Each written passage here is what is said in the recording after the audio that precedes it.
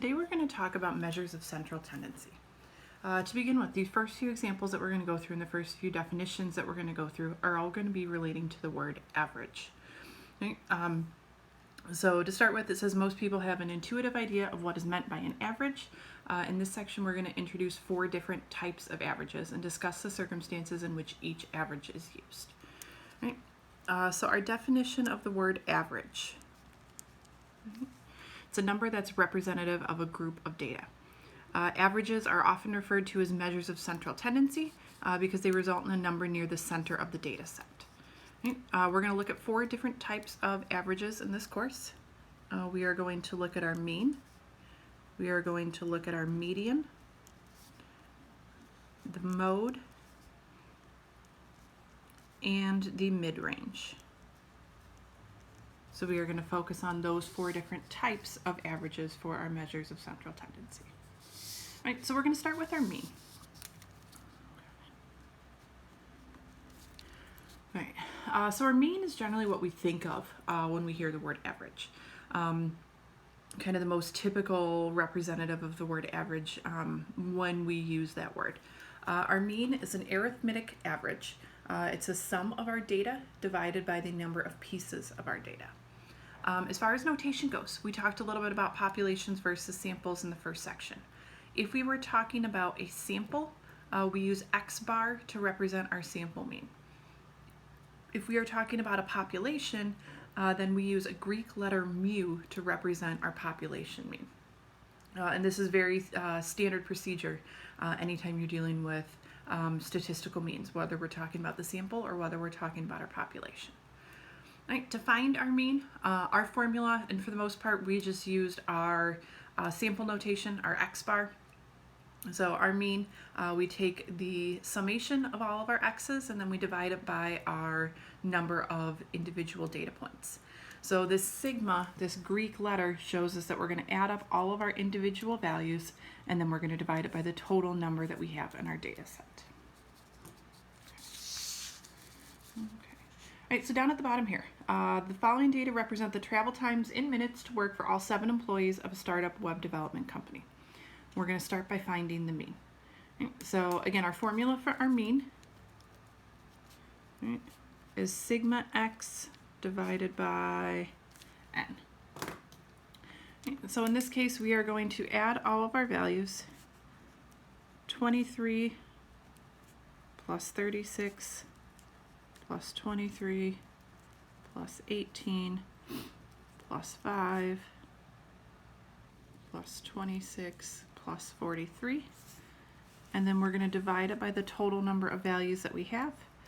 We have 7.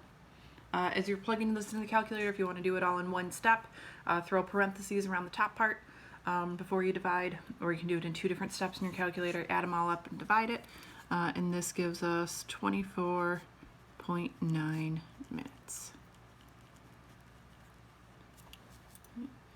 So the mean travel time is about 25 minutes.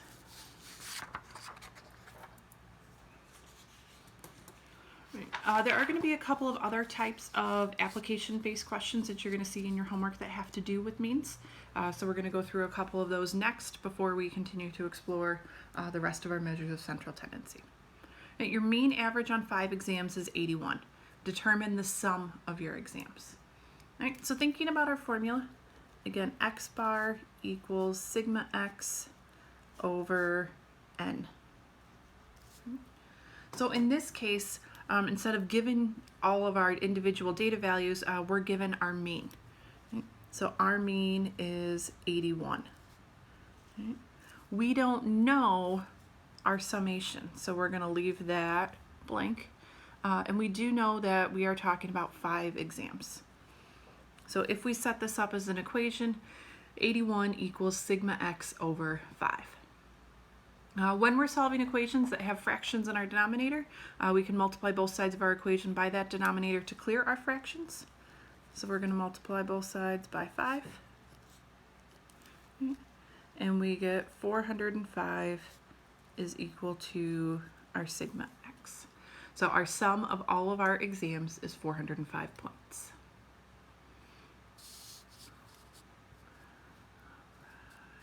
All right, in this next example, we're going to kind of use a combination of what we've looked at in the last couple of examples. Right, the mean average of 80 or greater is needed for a final grade of B. Right, so in this case, in this particular question, we're being asked, right, what grade is needed to get a B in the course. And we are given 4 different assignments. Right. So Jorge's first 4 exam grades are 73, 69, 85, and 80. What grade does he need on the 5th exam to get a B in the course? All right. So we're going to set this up. Again, we're still thinking about our same formula. X bar equals sigma x over n. All right. So the grade that we want, right, is an 80%. So that's going to be our mean that we're looking for. Right?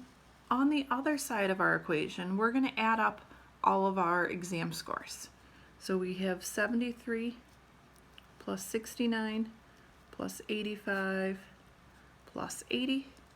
And then I'm going to write plus x for the last exam score. Right? That's eventually what we're going to be solving for. Right? And we know that we have 5 exam scores here. So our number of individual data values is 5. All right, so looking at this, just like we did in the previous example, we multiply by 5 to get rid of our denominator. So I'm going to multiply both sides of this equation by 5.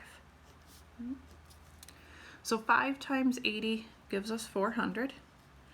And on the other side, I'm going to go ahead and add these 4 numbers together. You could do that first before you multiply by 5. It doesn't really make any difference.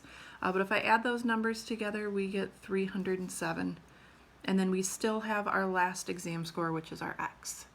Right, we want to solve for x, so we're going to subtract 307 from both sides. Right. X equals 93. Right, so in order to get a B in the course, you would need a 93 on that last exam. Again, the couple of steps in the middle, you can either add your scores and then divide, or we can start by multiplying to get rid of those. So there is kind of a little bit of flexibility in the steps, but I think this is kind of one of the most straightforward ways to kind of write out this sort of problem as we're working through it. Okay, so in the homework assignments that you're going to see some cases that ask you to calculate a mean, and then you're going to see a couple of different application-based questions that look similar to this, where you're given information about a mean or a desired grade, and then you're asked to use a formula to find a different value.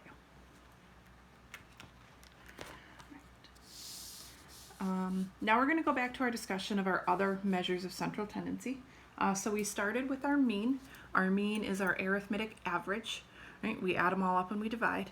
Now we're going to look at our median. Our median is actually the middle value. Right? So our median is the middle value of a set of ranked data. Ranked data is in order from smallest to largest, or largest to smallest. We generally go smallest to largest, and we want to find our middle value. When we're finding our median, if we have an odd number of data points, it's easy. It's going to be the value that is exactly in the middle. Right? If we have an even number of data points, then we're actually going to have to average those middle 2 values. Right? Find the mean of those 2 values by adding them up and dividing it by 2.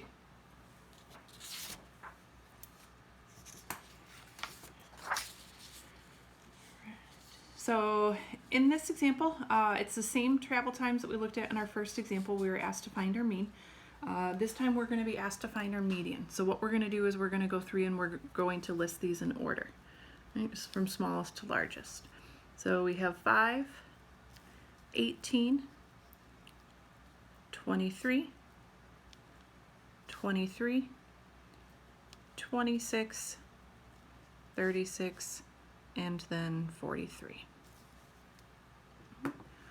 Looking at this data set, we have an odd number of data values. We have 7 travel times. So we're going to simply pick the one in the middle. So our median is 23 minutes. Now in this next example, suppose the startup company hires a new employee. The travel time of the new employee is 70 minutes. Right? So we've added another value to this list. So we're going to start by listing these in order again. Right? And our first 7 ones aren't going to change.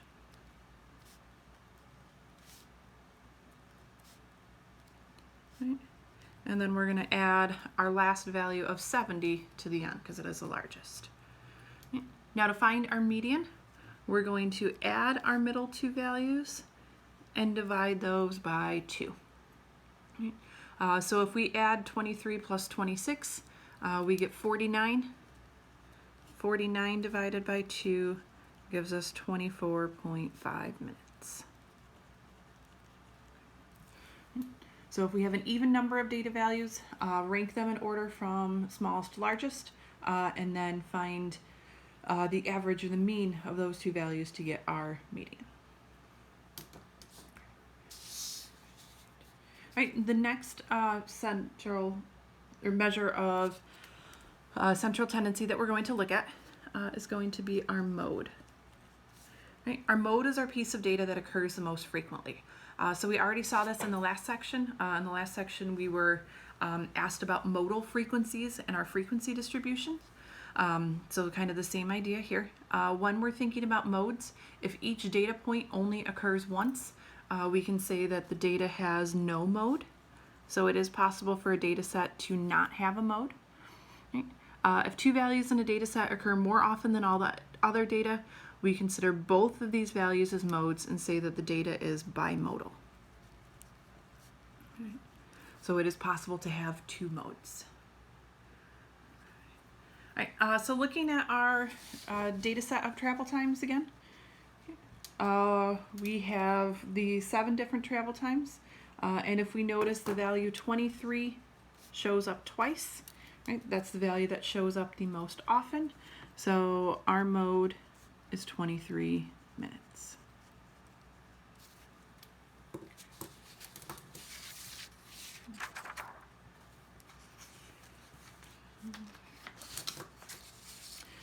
All right, then our 4th and final measure of central tendency that we're going to look at is our mid-range.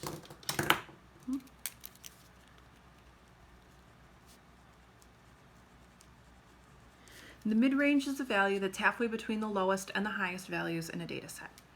Right? So again, here we're taking a mean of a couple of values like we did when we had an even number of data values and we were finding the median.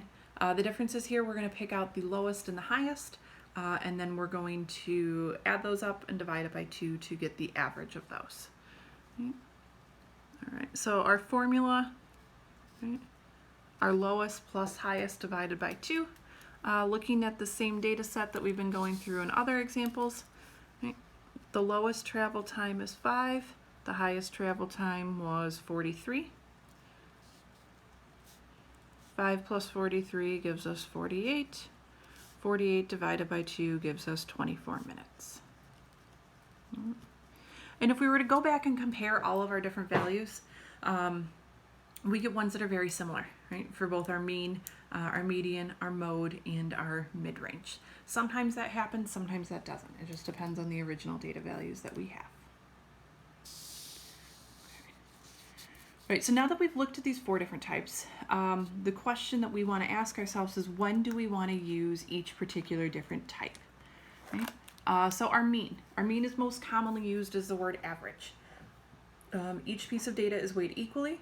The only problem with the mean is it can be greatly affected by a change in the data set or values that are extraordinarily large or extraordinarily small.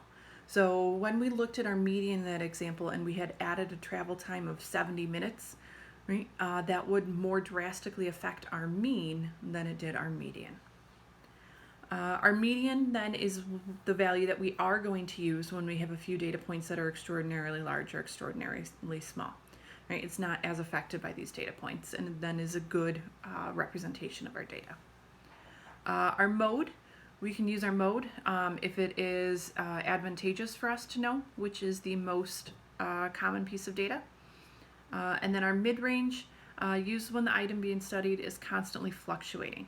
Right? So for example, comparing temperatures from different areas. So we have 4 different types of our central tendency, and based on the particular type of problem or what we're being asked, we may choose one or the other to base our decision upon.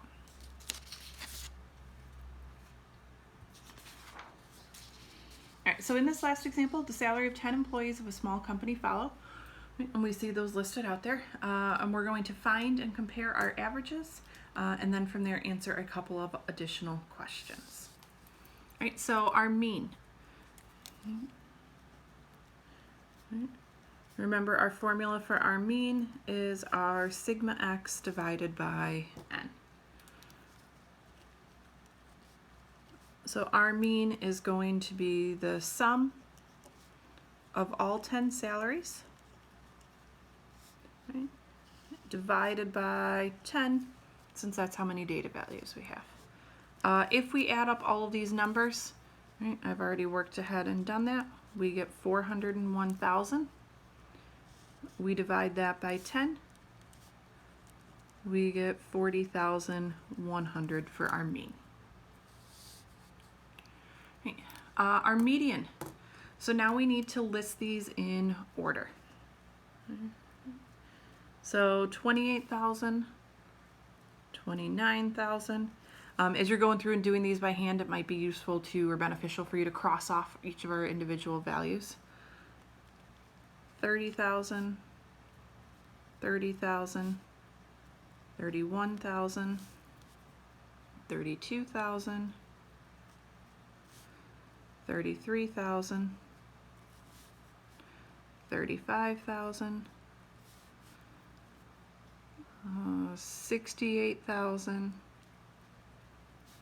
and 85,000. Right, we have an even number of values here, right? So we can kind of count until halfway. You can start at both ends and kind of work your way to the middle. Doing that, right, here are the two center values. Right? So we're going to add 31,000 and 32,000. That gives us 63,000. 63,000 divided by 2 gives us 31,500. So our median is 31,500. Our mode is the one that shows up most frequently. In this case, the only value that's repeated, right, is 30,000. It has a frequency of 2. If none of our values were repeated, remember that we could say that there is no mode. Right. Our mid-range. Right. Mid-range, we take our lowest plus our highest and divide it by 2. Right. So our lowest, using our list from our median can be helpful in finding our mid-range.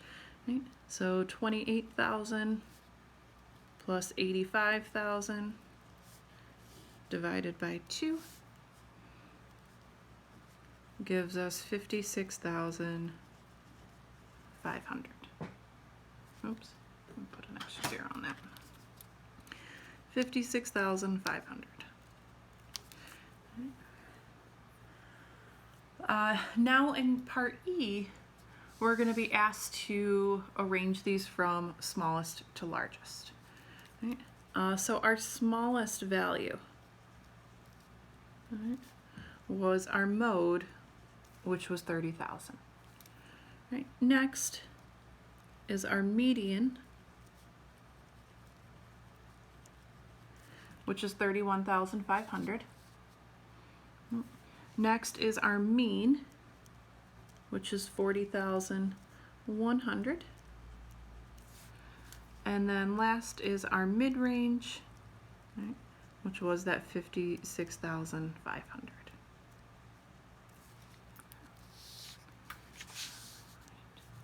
So we're going to use this list in part E to answer our next couple of questions for F and G.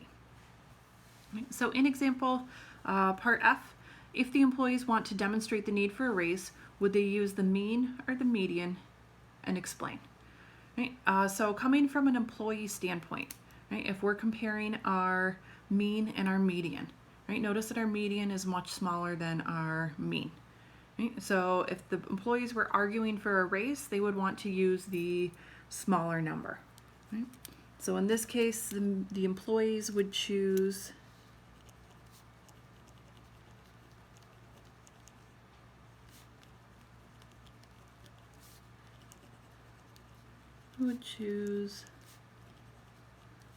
the median.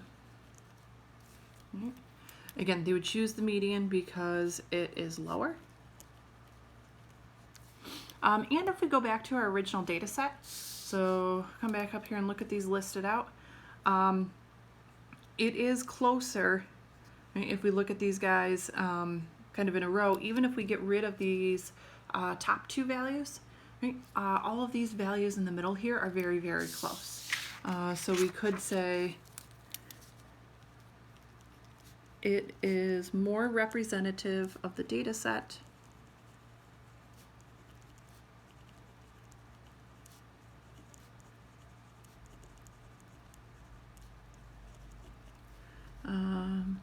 because it is not affected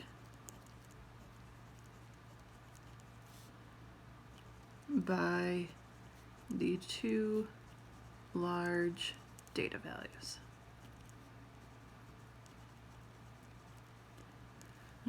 So if the employees were arguing for a raise, they would pick the median because it's lower and it's more representative of our data set. Right? Now, on the other side, if management did not want to give the employees a raise, right, we're asked would they want to use the mean or the median? Well, they would want to use the mean. Right? So management would choose the mean.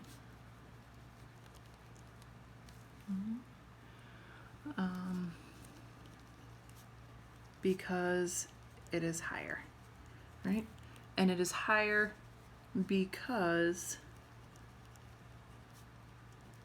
it is affected by the two large data values.